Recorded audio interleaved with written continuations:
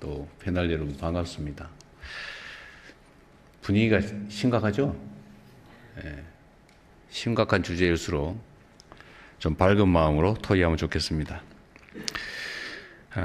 사람이 세상을 살아갈 때 의식주가 중요하다고 보통 얘기하죠. 보금자리, 가족과 함께 살아갈 물리적 공간이 좀 편안하고 좀 그야말로 쉽게 활용할 수 있을 정도로 접근이 가능해야 되는데 어느 날부터인가 이게 주거 수단인 동시에 이게 돈을 버는 수단이 됐던 것 같습니다. 뭐 지금도 주택이라고 하는 게 꼭 주거 수단이기보다는 투자 수단이기도 하죠. 뭐 그 기능을 전혀 우리가 무시할 수는 없습니다. 근데 문제는 그 비중이 어느 정도냐, 이게 또 관건이 아닐까 싶습니다. 대한민국 국민들의 자산 보유 현황을 보면 부동산이 가장 많다고 해요. 그리고 객관적 수치로 봤을 때 부동산의 가격, 비중 이런 게 전 세계에서 아마 가장 높은 쪽에 속하지 않을까 싶습니다. 그리고 한때 경험이긴 하지만 이게 이제 좁은 국토에 많은 사람들이 더군다나 또 특정 지역에 집중되다 보니까 부동산 특히 토지는 제한돼 있죠. 근데 수요는 계속 늘어나다 보니까 계속 가격이 상승해서 일본이 한때 어려움을 겪었습니다. 계속 가격이 계속 오르다가 결국 어느 한계점에 이르면서 그게 소위 풍선처럼 터졌다는 거죠. 그래서 지금 뭐 잃어버린 30년, 20년 이런 얘기도 나왔습니다. 우리도 사실은 그 정점을 향해서 달리고 있지 않냐는 그런 걱정을 하는 분들도 꽤 있습니다. 이제 그 어떤 대책이 좀 필요하다라고 하는 게 우리 국민들의 공감대이기도 해요. 그래서 이 문제는 사실 매우 어렵습니다. 모든 정권들이 이 문제를 해결하기 위해서 애를 써왔죠. 근데 묘하게도 국민들 사이에 이런 인식이 생겼습니다. 어떤 유형의 정권이 들어서면 오르더라. 어떤 유형의 정권이 들어서면 내리더라. 이게 이제 몇 차례의 경험을 통해서 마치 진리처럼 이렇게 인식되기 시작한 측면도 있습니다. 뭐 여러분들이 많이 이따 분석해 뭐 주시겠지만 주택 공급이라고 하는 게 사실 매우 중요하잖아요. 가격에서. 이게 정책적으로 일정한 가격을 우리 정한다고 해서 정해지지 않죠. 자본시장 원리에 따라서 수요와 공급에 의해서 가격이 결정되지 않습니까? 그래서 뭐 누군가 그렇게 얘기하죠. 공급을 늘리면 해결이 되는데 문제는 어디에서 어떻게가 마땅치 않다는 거죠. 과거에 수도권이 계속 팽창할 때는 그린벨트를 풀어가지고 대규모 이제 주택단지를 만들거나 신도시를 만들면서 문제를 해결해 왔는데 이제는 서울의 어딘가 우리가 택지 개발을 해보려고 찾아보면 거의 찾기가 어렵죠. 또 인근 주민들은 왜 그 좋은 땅을 훼손하려고 그러냐 이렇게 반대하고 또 일부에서는 왜 있는 땅을 놀리냐 거기라도 훼손해서 집을 지어야지 뭐 이런 입장도 있습니다. 어쨌든 공급의 한계가 뚜렷하죠. 수요 측면도 보면 그렇죠.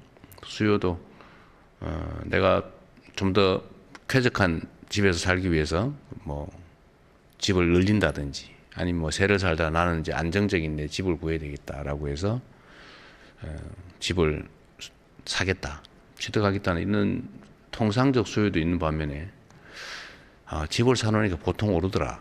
물가 이상으로 오르니까 이익이다. 한 채 사는 것보다는 두 채 사는 게 낫다. 3억짜리 사는 것보다는 30억짜리 사는 게 훨씬 효율적이다. 내 돈은 없지만 대출 받아서 사자. 이렇게 해서 뭐 누가 그런 얘기도 한번 했죠. 평생 한 채 한 채 사 모으다 보니까 이렇게 됐다. 뭐 이런 얘기도 있었는데,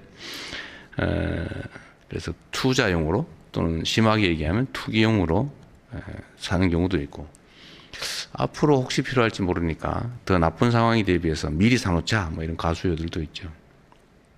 그래서 그 부동산 가격이 많이 변동하는 것 같습니다. 여기에 이제 간접적으로 영향을 미치는 게 조세 제도죠.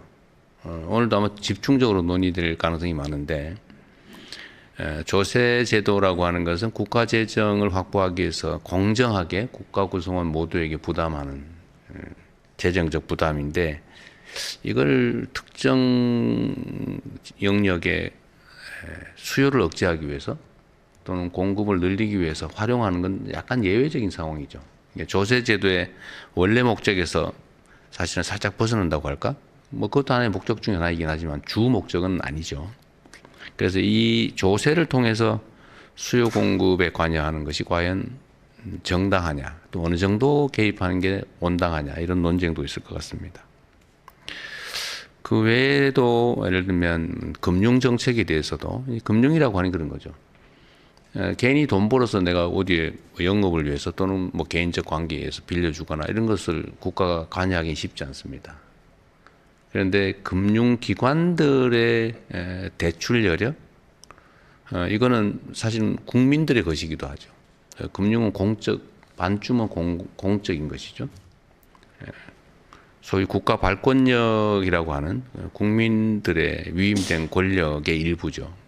그래서 이거를 누가 쓸 것이냐, 누구에게 그 금융을 활용할 기회를 줄 거냐는 결국 정책의 문제로 치환될 수 있을 것 같습니다. 그래서 이 논쟁도 많죠. 돈을 벌기 위해서 집을 사는데 돈을 빌려줘야, 금융을 활용할 수 있게 해줘야 되는 거냐.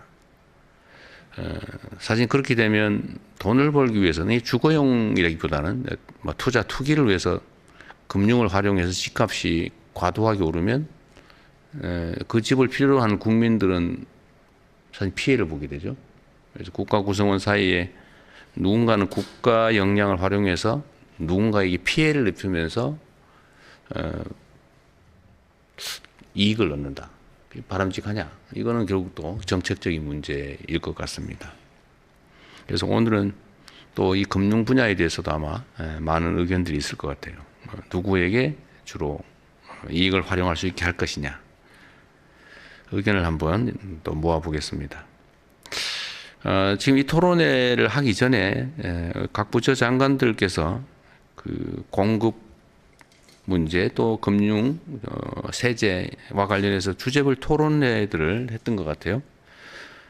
그래서 그 토론회 결과도 제가 다 대체적으로 요약된 걸 받았는데 뭐 여러 가지 의견들이 있지만 좀 특기할 만한 거 이런 것 같습니다. 제가 보기에.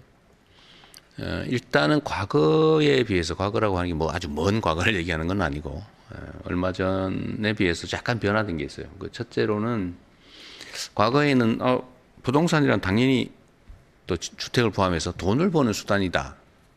또는 사람이 사는 게 주된 목적이다. 여기에서 돈을 버는 투자 또는 나쁘게 얘기하면 투기용으로 쓰는 게 정당하다. 이게 많았는데 이번에는 보니까 투자 수단이라기보다는 쾌적한 삶의 보금자리라는 측면이 많이 강조되는 것 같아요. 또 한 가지는 청년, 그다음에 신혼부부, 다자녀 가구에 대해서 좀 특별한 배려가 필요하다가 많이 늘었어요. 아마 우리 사회가 저출생으로 전 세계적으로 제일 먼저 소멸할 국가다, 뭐 이런 국제적인 지적이 있을 만큼 저출생 또 비혼 이런 게 많아지면서 그게 주된 원인 중에 하나가 주거 문제다라는 지적 때문에 국민들께서 그런 공감을 하시는 것 같습니다. 그래서 오늘은 여기 어떤 뭐 정책 발표 자리는 아니고 또 여러분들이 또 우리 국민들께서 어떤 의견을 가지고 계신지를 좀 허심탄회하게 좀 들어보려고 합니다.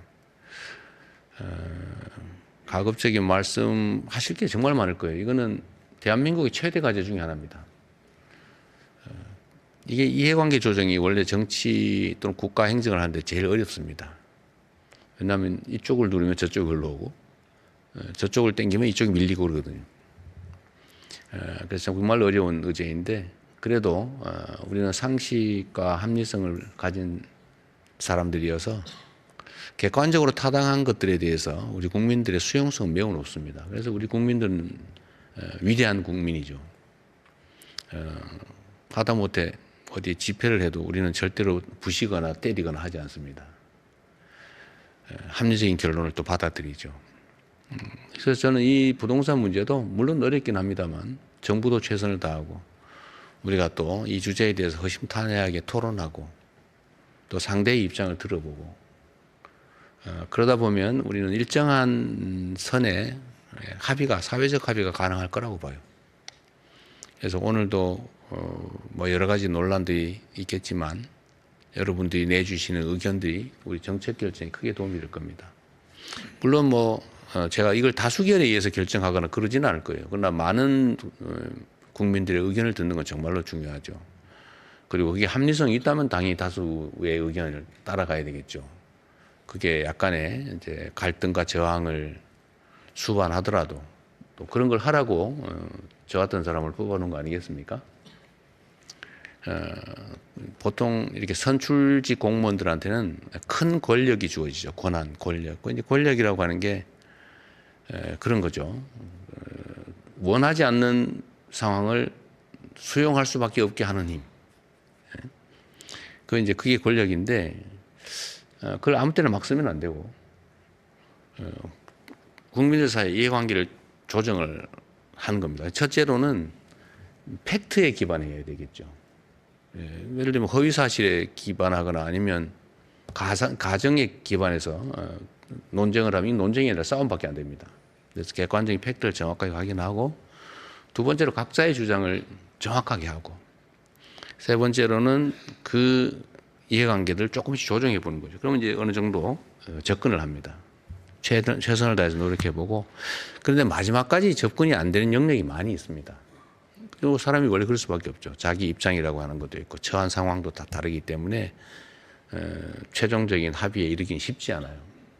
그럼 요 간극이 생겼을 때 이걸 강제로 또 본인이 원하지 않지만 이렇게 최종 결론에 이르게 하는 힘이 바로 권력이고 근데 그런 걸 하라고 우리가 대리인 공직자들을 뽑아놓거나 임명하는 거죠. 그런데 여기에는 필수적으로 불만이 따릅니다. 나는 요거까지밖에 안 하는데 강제로 요거까지 끌고 오잖아요. 이쪽 사람도 여기다 강제로 이제 끌려온 거죠. 그러면 일단 흡족하지 않죠. 싫죠. 그리고 심하게는 반발하죠. 그런데 이거는 책임의 영역입니다. 권한을 행사하면 그 권한에 따른 만큼 책임을 지는 거죠. 그래서 저는 언제나 공직자의 최대 덕목은 책임을 지는 거다 이렇게 생각합니다. 비난도 감수해야 될 경우가 있죠. 그다음에 일정한 정도의 갈등과 저항도 감수해야 될 겁니다. 그러나 그 전에 최대한 많은 분들의 의견을 모으고 조정할 필요가 있겠다 그 생각이 들어요. 제가 이번 주 내일이죠. 내일은 다시 또 그 남미 중남미 쪽 장기 출장을 가기 때문에 그 사이에 우리가 또 시한이 또 있는가 봐요. 조세 제도는 법률상 언제까지 이렇게 내게 돼 있다고 합니다. 근데 그 시한 때문에 지금 좀 쫓기긴 하는데 혹시 오늘 얘기를 하다가 좀 부족하면 네. 총리께서 한번 그 사이에 네. 한번 좀 더 얘기를 좀 해봤으면 좋겠습니다. 하여튼 오늘 말씀하실 때 가급적이면 요약해 주시면 좋을 것 같아요. 이 부동산 문제는 온 국민의 관심사에서 거의 대부분의 국민들이 전문가들입니다. 다 알고 있어요. 저보다 더 잘 아는 분도 많더라고요. 그러니까 대체적으로 아는 내용이기 때문에 이유나 과정이나 논거나 막 자세히 설명하지 않으셔도 주장할 수 있을 겁니다. 그리고 중복된 주장은 조금 더 줄여주시고 가급적이 많은 분들 의견을 듣고 싶어요. 또 입장이 아주 다양한 분들 오늘 모셨기 때문에 제가 이렇게 보니까 얼굴을 텔레비에서 본 분도 계시고 유튜브에서 본 사람도 있고 아주 다양하십니다. 그래서 각각의 또 특장기들이 있기 때문에 많은 분들 의견을 들어보는 게 좋을 것 같아요. 또 영역도 다양합니다. 입장도 다양하고 그래서 요약해서 좀 해주시면 좋을 것 같아요.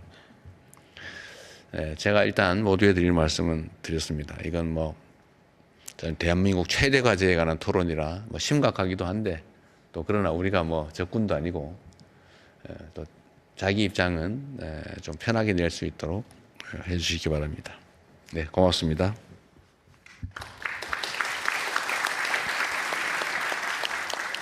네, 말씀 감사합니다. 대통령님 말씀하신 대로 정부는 오늘 토론회에 앞서 오프라인과 온라인을 통해 부동산 정책에 대한 국민 여러분의 다양한 목소리를 들었습니다. 지난 14일